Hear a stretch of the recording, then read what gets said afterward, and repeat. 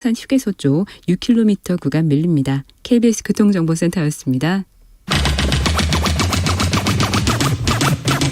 주진우 라이브.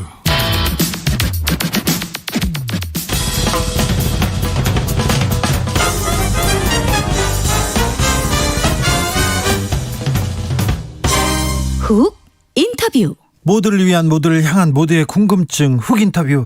연예인 사생활을 캐고 악성 허위 주장을 반복합니다. 반사회적이고 비윤리적인 내용도 유튜브에서 계속 내보냅니다. 그래서 돈을 벌기도 합니다.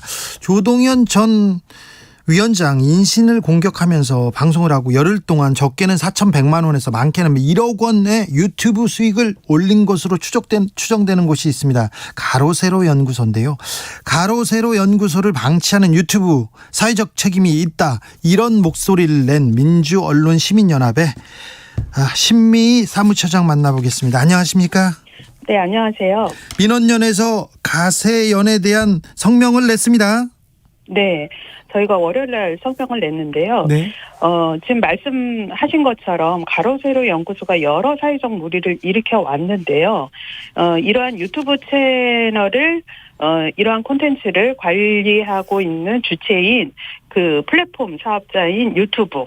네. 우리가 그 사업자 구글이죠. 네. 유튜브에 이러한 무책임한 이런 콘텐츠들을 계속 방치할 거냐, 이런 비윤리적인 콘텐츠, 그다음에 개인의 사생활과 명예를 훼손하는 이런 콘텐츠를 왜 방치하고 있느냐.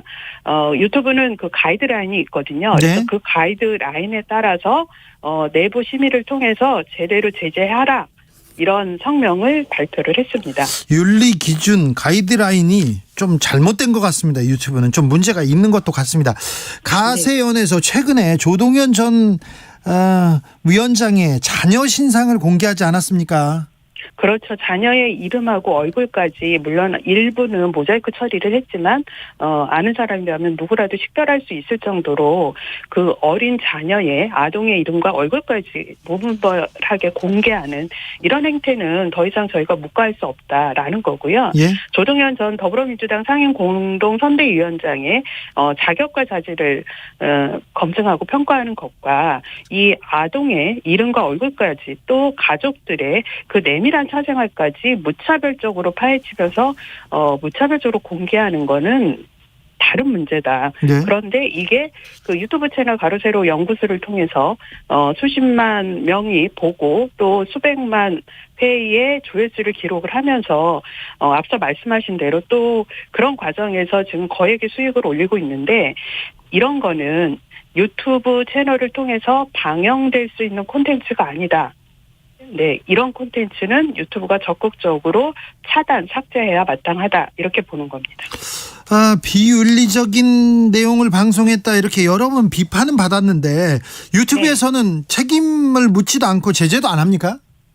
아닙니다. 유튜브가 아주 매우 엄격한, 특히 혐오나 증오 표현이나 또는 개인의 사생활 또는 명예훼손과 관련해서는 아주 엄격한 가이드라인을 가지고 있습니다.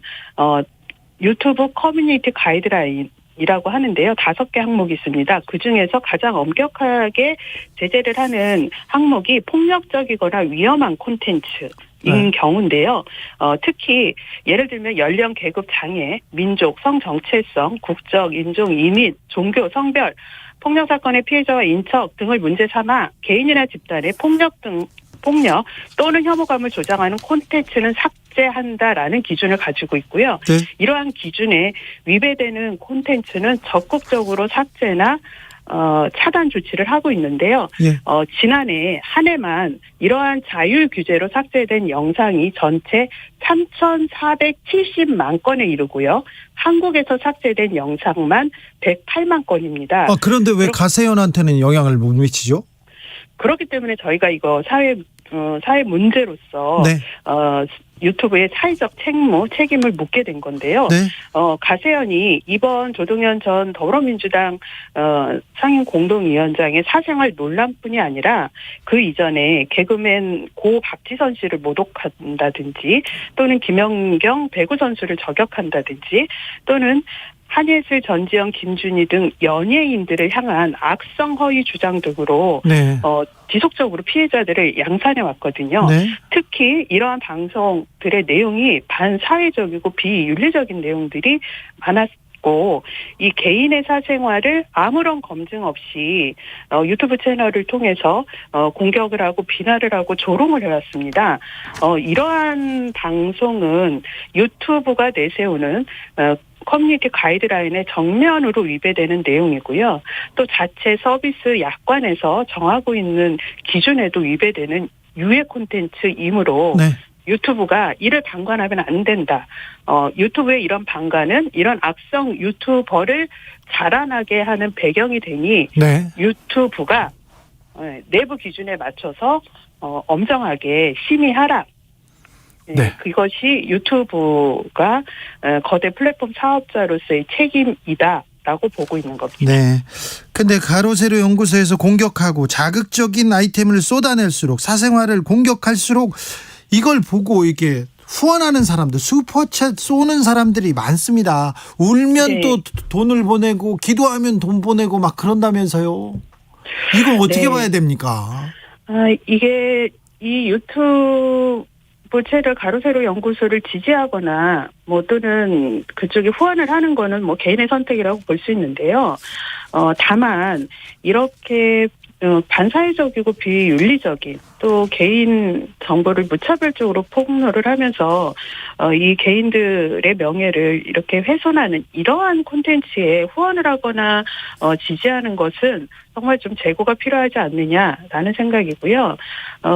일단 이 우리 사회가 지금 여론의 양극화, 여론 양극화 현상이 있는데 정치적 그 지지 또는 반대 이런 기준으로 이런 유튜브 채널 또는 언론에 대한 지지 반대도 갈려지고 있는 이런 현상인데요. 네. 그렇다 하더라도 우리가 최소한 그 기본 윤리는 지키는 그런 콘텐츠들을 응원하는 것이 시민들이 좀 해야 될 일이 아닐까 이렇게 생각을 합니다.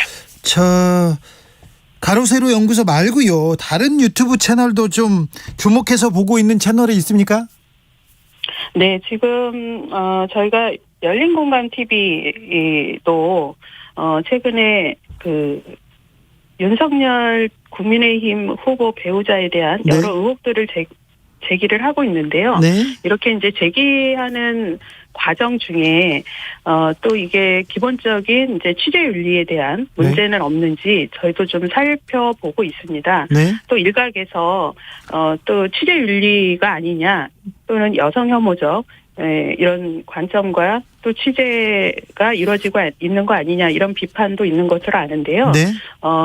영향력이 커진 만큼 예.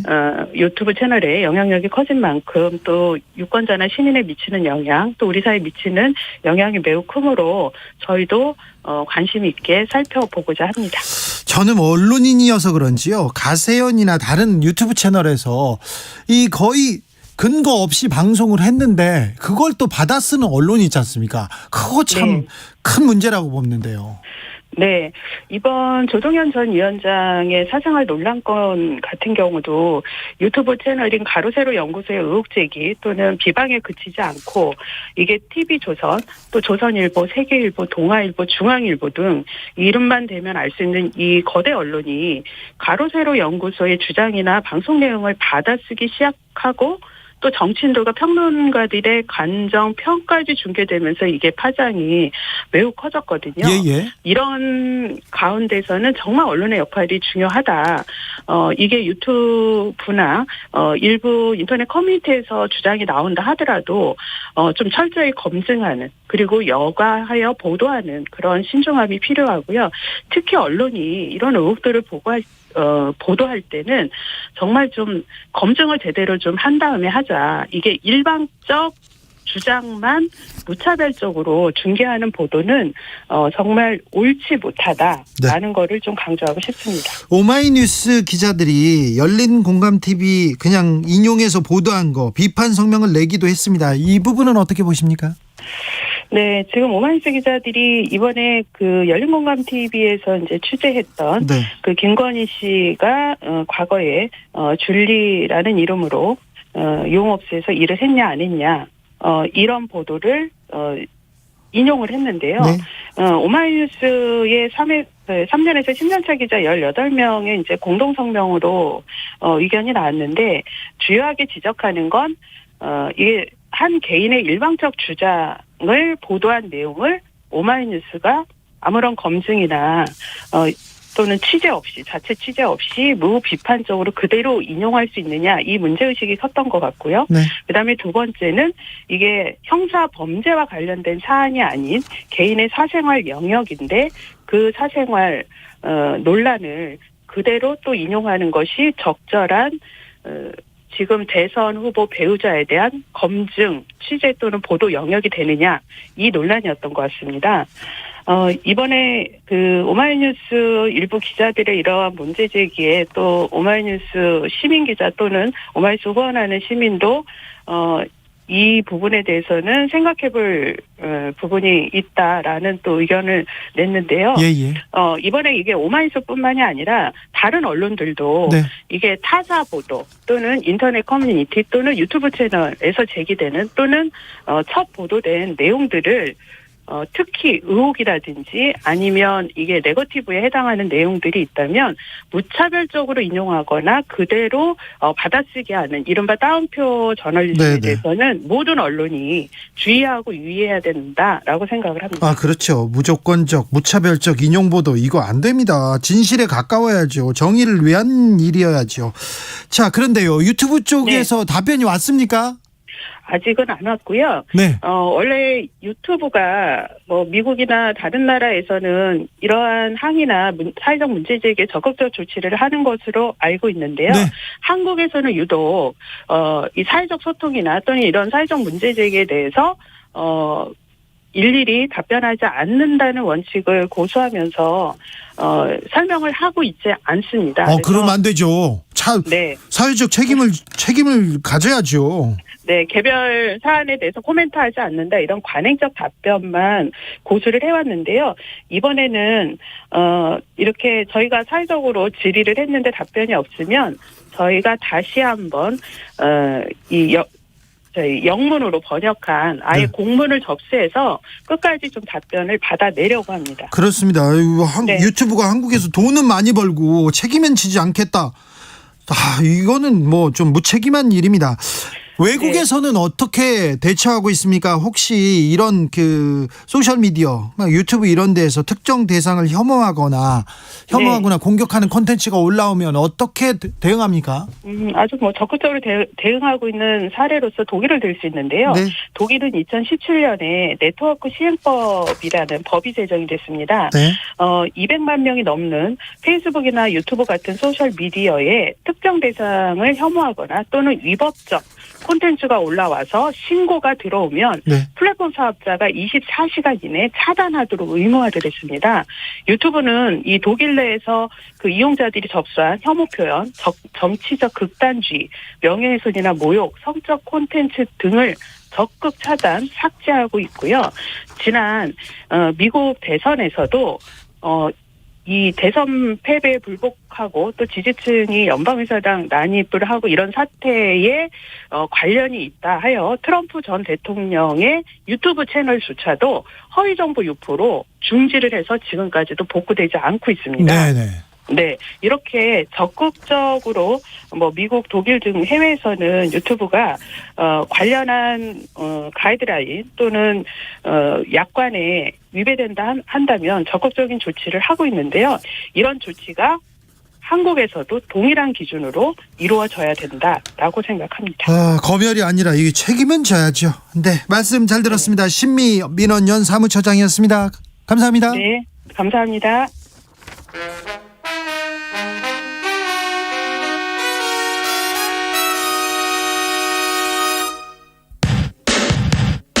주진우 라이브 돌발 퀴즈. 오늘의 돌발